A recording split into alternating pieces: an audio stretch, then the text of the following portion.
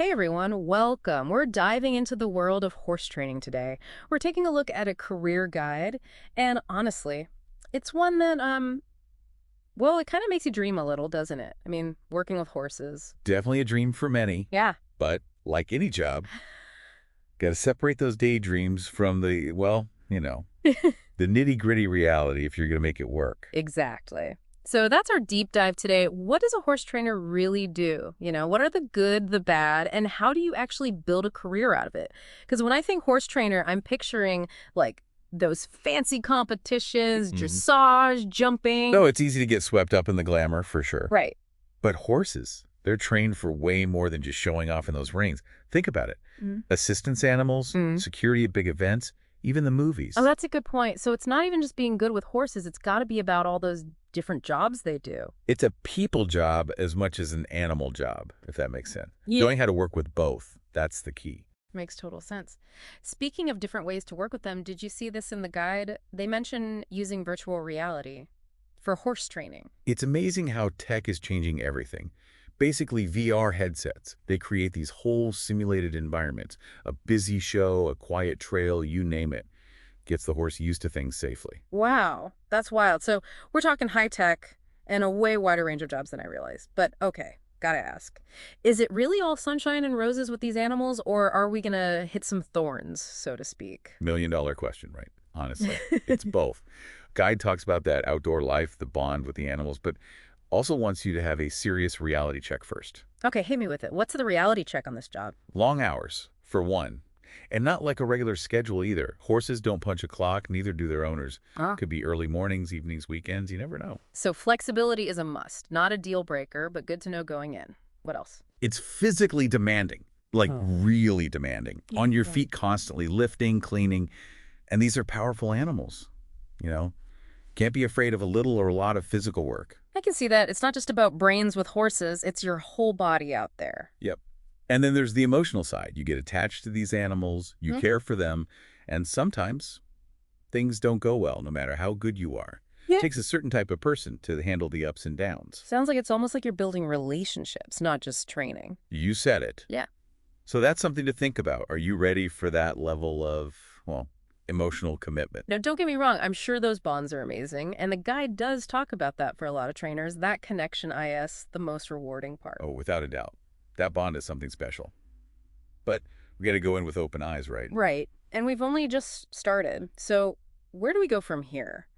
We've talked about what it really takes to work with horses, but how do you actually become a trainer? Well, the guide does a good job of breaking down the career path. Big thing is hands-on experience, even if you got to start at, the very beginning. So, we're talking like stable hand kind of stuff, entry level. Exactly. Think of it like an apprenticeship, right? Learning the ropes, basic care, watching the pros. Got to pay your dues a bit. Prove you're serious, not afraid of a little hard work. That's it.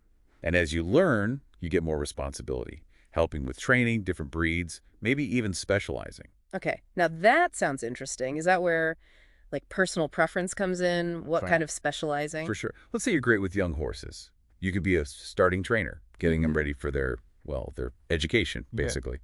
Or maybe you love dressage, that precision, or jumping more your speed. I bet each one's a whole different skill set. You got it. As you move up, it's less about just handling the horse, more like understanding them, planning their training, reading those little signs. You're teaching, not just telling.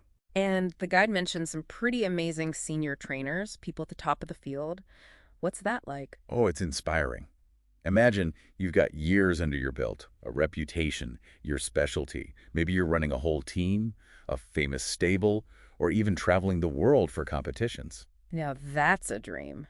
But getting there takes more than just loving horses, I'm guessing. What skills should someone focus on? The guide breaks it down into a few things. Of course, you need horse knowledge, anatomy, behavior, health. That's a given. But it's way more than that, Gotta be more than just riding well. right? Communication is huge EE.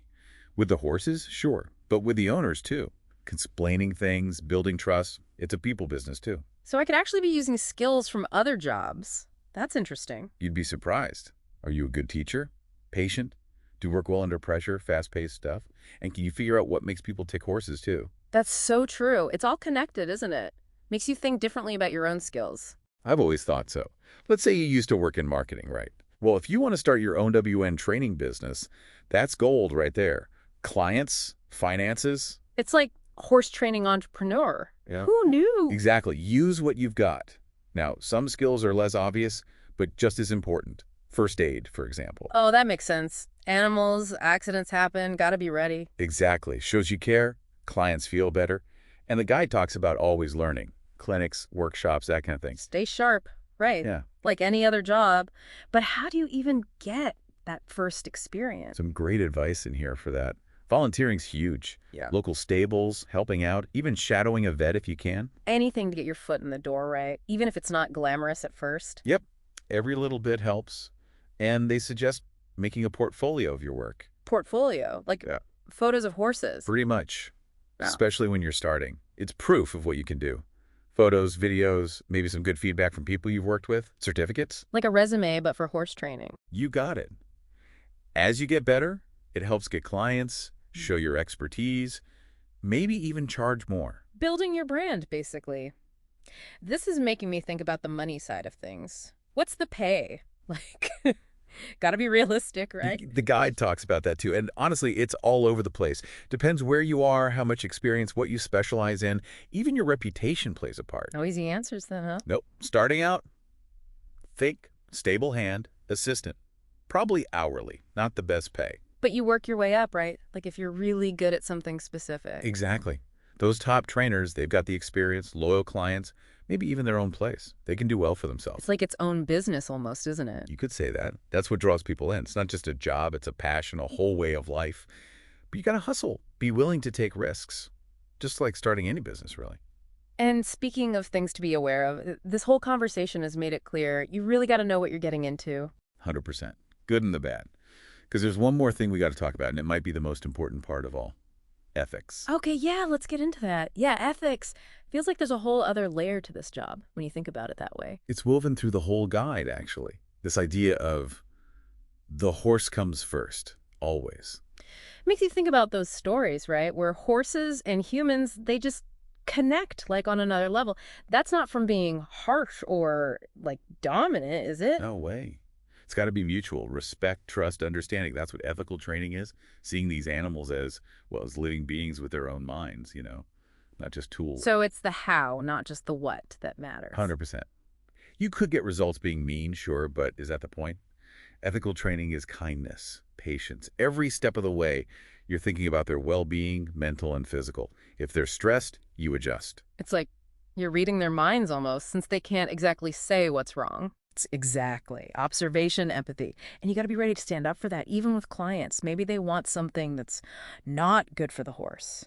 You got to have those tough talks. So it's people skills, again, but in a whole different way. For sure. Takes guts to tell someone no when it's their animal. Yeah. But the horse is relying on you to be smart. Knowing your worth, huh? Both for the training, but also, like, morally. Yeah. That's powerful stuff. It is. And that ties back to what we said before about being emotionally intelligent. Tough when you need to be, but always kind. Not every trainer gets that balance right. The great ones do, though. You can tell. Well, we've covered a lot in this deep dive. The good, the challenging. It hasn't just been about horse training. It's about that whole relationship, It is. And if you're out there listening thinking, this is Emmy, I want to do this, the guide has some awesome resources to get you started. Research, ask questions, volunteer, all that good stuff.